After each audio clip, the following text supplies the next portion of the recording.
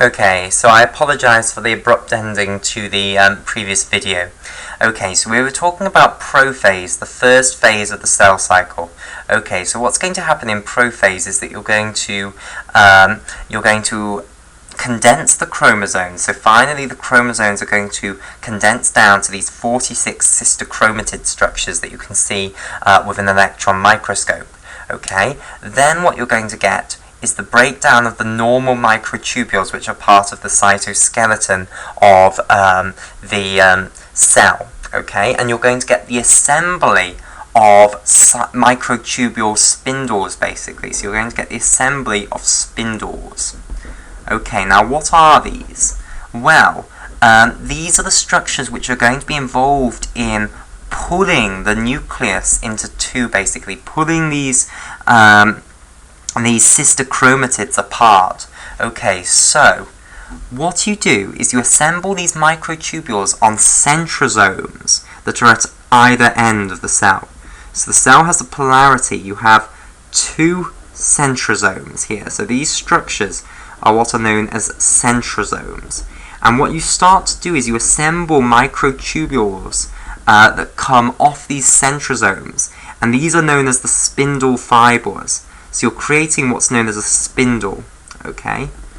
So these whole structures are called spindles. So you're assembling these microtubules. You're reassembling the monomers of the microtubules into these spindle fibers. Okay, so the microtubules, when they're part of these spindle structures, and that's the name for the whole thing, it's called a spindle. Okay, so the centrosome with all of its spindle fibers coming off is the spindle. And you have two of these spindles, one at either end of the cell. Okay, so these are spindle fibers.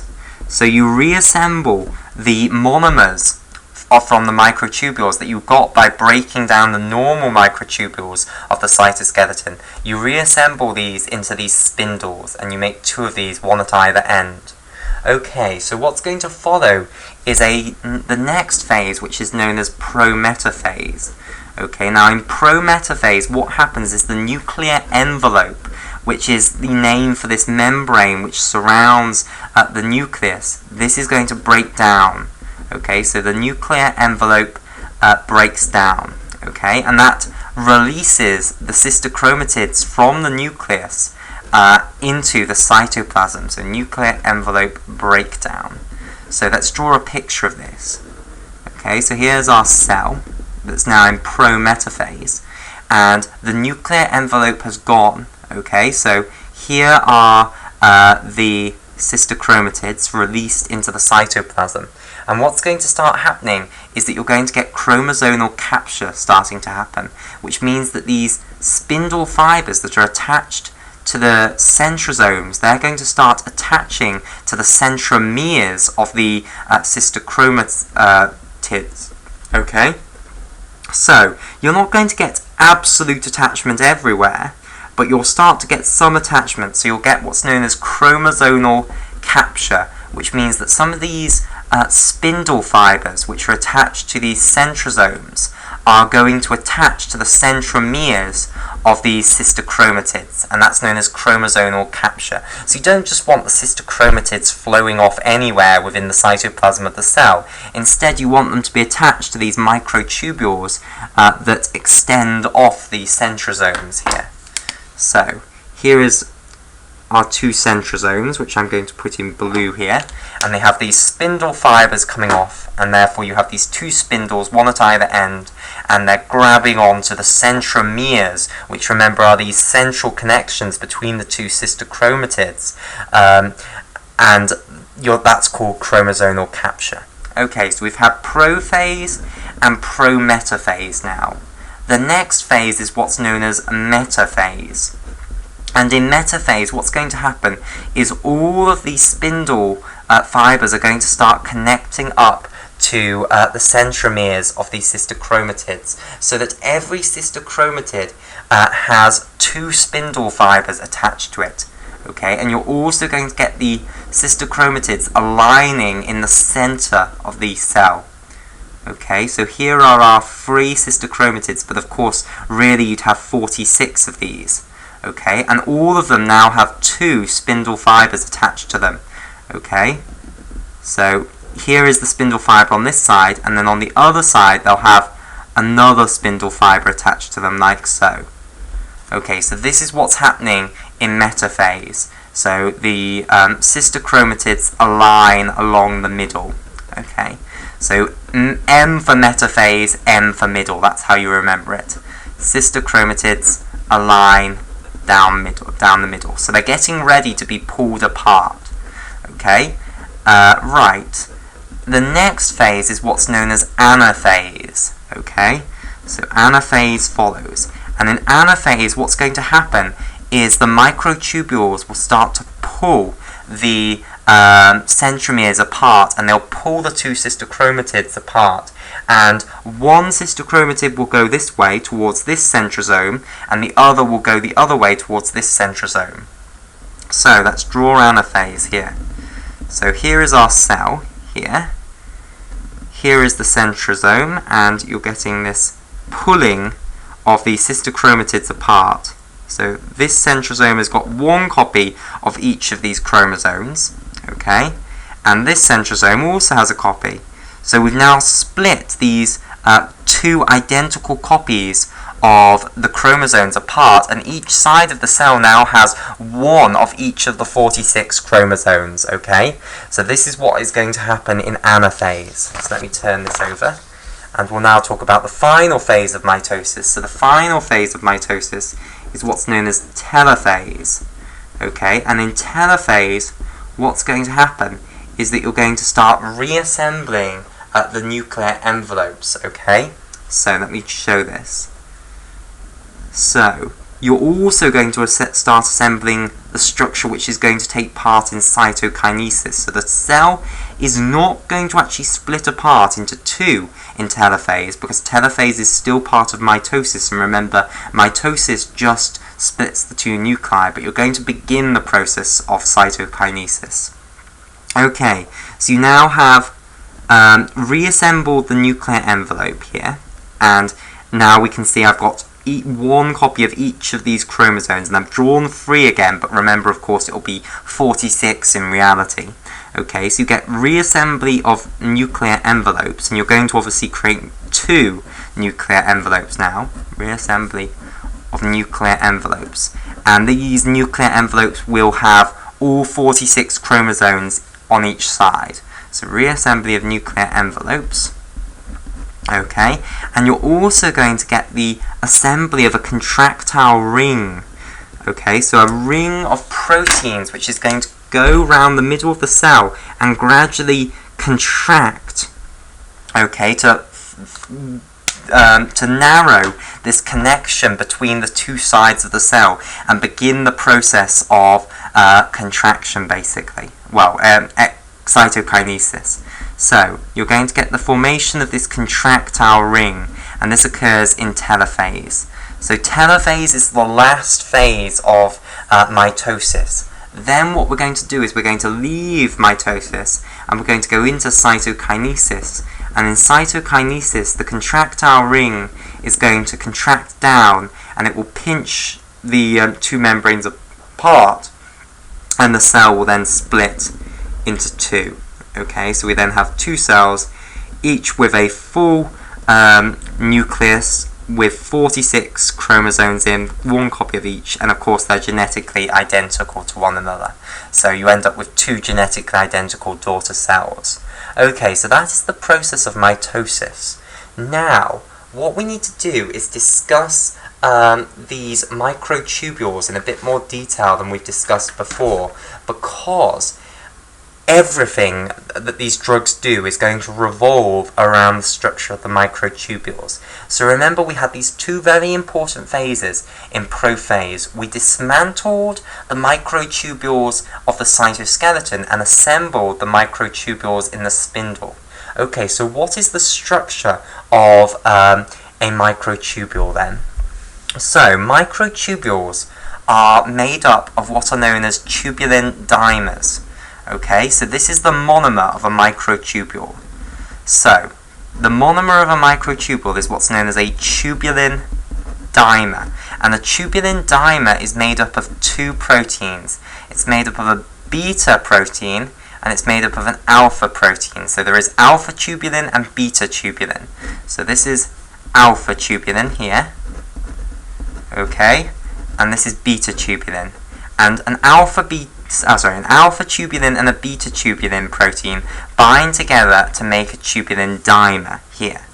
Now, what's going to happen is these tubulin dimers can then assemble into what are known as protofilaments. Okay, so let me show this. So, what you can then do is you can take one tubulin dimer here. Okay, so this is the beta tubulin and this is the alpha tubulin. You can then join that to another tubulin dimer here. So here's the alpha tubulin, here's the beta tubulin. You can then join that to another tubulin dimer, and you always join it alpha to beta, alpha to beta. Okay, so here's the alpha tubulin, here's the beta tubulin. And then you can continue on. And this structure where you join tubulin dimers together like this is what's known as a protofilament. Okay, and I want to just talk about a little bit more terminology. Okay, so tubulin dimers are polarized. They have a beta end and an alpha end, and the alpha end is known as the negative end of the tubulin dimer, and the beta end is known as the positive end of the tubulin dimer. This makes the protofilament polarized as well. You have the negative end, which is the end which ends with an alpha, and you have the positive end of a protofilament. Now, protofilaments are not microtubules. Microtubules are made up out of loads of protofilaments. So let me now show you how to create a microtubule. Okay, so you need to start off with a structure known as an organizing center if you're going to construct a microtubule.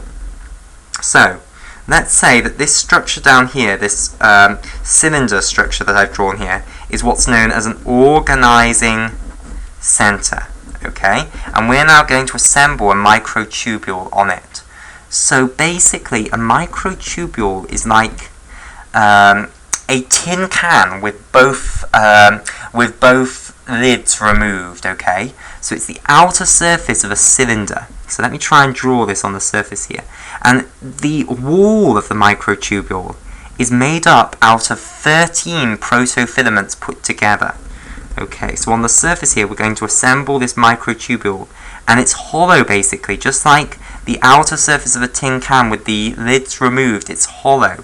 So here is the wall. This is the wall of the microtubule, but this inner space here, this is all hollow.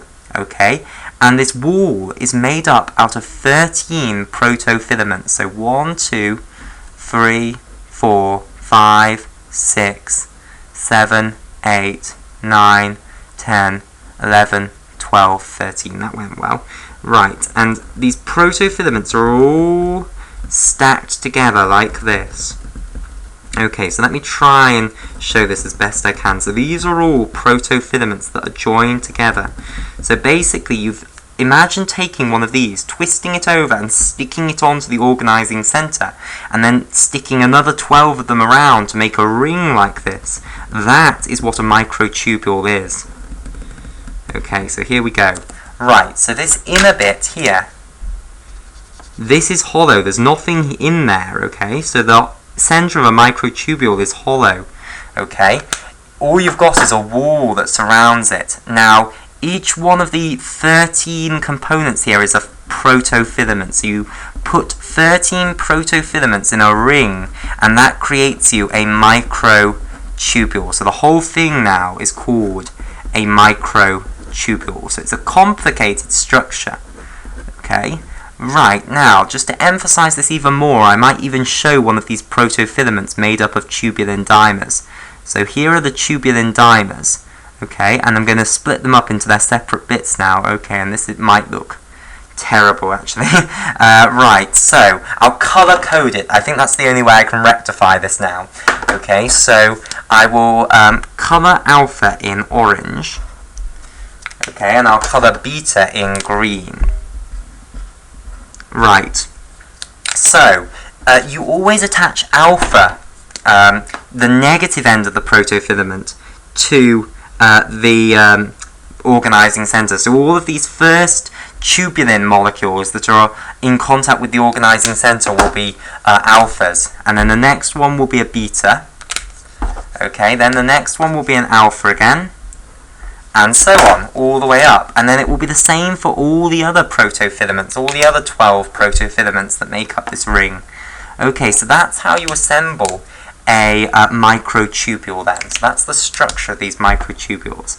Now, in prophase, we have to deassemble, if that's even a word, deconstruct the microtubules of the cytoskeleton, and then reconstruct microtubules that are going to be these spindle fibers in the spindles. Okay, now, basically, the antimitotic drugs are going to work by either preventing the deconstruction of the microtubules in the cytoskeleton, and therefore you won't have any tubulin dimers to construct the microtubules for the spindles out of, or they're going to work by stopping the tubulin dimers from being able to construct into spindle fibers. Okay, so let's start and have a look at these drugs.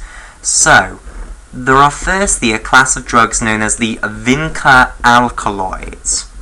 Okay, and both of these drugs work by binding to tubulin dimers and stopping them from being able to assemble into protofilaments. And if you can't assemble them into protofilaments, then you're not going to be able to build the microtubules that are essential for the spindles. You're not going to be able to build the spindle fibers, and therefore you're not going to be able to pull the sister chromatids apart. And mitosis is going to go all pear-shaped.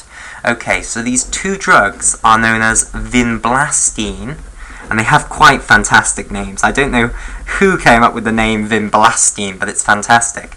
And then also Vincristine. So Vinblastine and Vincristine. Both of these drugs will bind to tubulin dimers. So let me show the tubulin dimer in the snare of this drug.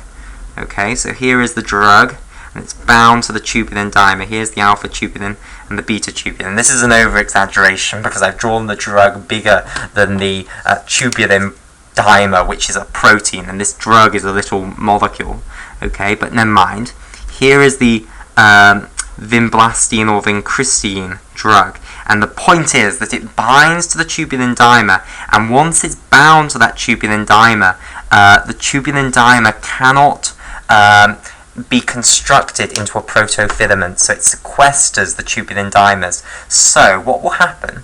Well, you'll go into prophase, you'll deconstruct is a better word, deconstruct the microtubules that are in the cytoskeleton, produce lots of tubulin dimers. The cell will go, whippy! We can now build microtubules for our spindles and go through mitosis. The problem is, the Vinblastine or Vincristine drug will bind to all of these tubulin dimers, and then the tubulin dimers can't be constructed into protofilaments, so you can't build microtubules, so you can't build spindles, so you can't undergo mitosis. Okay, so these two drugs are antimitotics. They inhibit mitosis. Okay, now there are two other drugs that work in the exact opposite way. Okay, and they're also very powerful anti-cancer drugs. Okay, and well, actually, just before I talk about those, I'd just like to mention one other drug, which is a drug known as colchicine. Okay, so colchicine. Now, this is not an anti-cancer chemotherapy. These two, Vinblastine and Vincristine, are used to treat cancer. Colchicine is not used to treat cancer. Colchicine is used to treat gout, but the mechanism is the same. Okay, so it binds to tubulin dimers and sequesters them, and therefore prevents mitosis. The mechanism by which colchicine can be used in gout is that it causes immunosuppression. Okay, because if the immune cells can't divide, then the immune system's stuffed, basically. Okay, so these other two drugs are going to work in the exact opposite way to Vinblastine, Vincristine, and colchicine, and they are called paclitaxel. Okay, paclitaxel, and also docetaxel. Okay, docetaxel. Right, docetaxel here. Right, so paclitaxel and docetaxel, these bind to microtubules. Okay, so they bind to assembled microtubules, and they stabilize them, basically. They stop them from being deconstructed. So paclitaxel or docetaxel will bind all over microtubules and stop them from being deconstructed. So this time what's going to happen is the cell isn't even going to be able to deconstruct the microtubules that are part of the cytoskeleton, and therefore it's not going to be able to get the tubulin dimers that it needs to assemble the microtubule filaments that are going to be involved in the spindle fibers, and therefore you can't construct the spindle fibers. In addition, docetaxel and paclitaxel tend to lead to the production of absurd microtubules. Okay, so they lead to generally cells ending up with far too many microtubules because they stabilize the microtubules and stop them from being deconstructed. So cells that are exposed to paclitaxel and docetaxel generally end up with absurd microtubule arrays that are just over the top, basically. Whichever one of those is the main mechanism, whether it's that you can't deconstruct the cytoskeletal microtubules, or whether it's that you assemble ridiculous microtubules that then can't actually function, these drugs stop mitosis, basically. They stop the construction of functional spindle fibers, okay, by stabilizing microtubules and stopping them from being remodeled, basically, stopping them from being deconstructed, okay. So they too are an antimitotic. They stop the process of mitosis. Now, if you stop the process of mitosis, you stop cell division, okay, so they can stop tumor growth, basically. So they are therefore very powerful antiproliferatives, and Vinblastine, Vincristine, paclitaxel, and docetaxel are all used as anti-cancer chemotherapies because of their antiproliferative effects.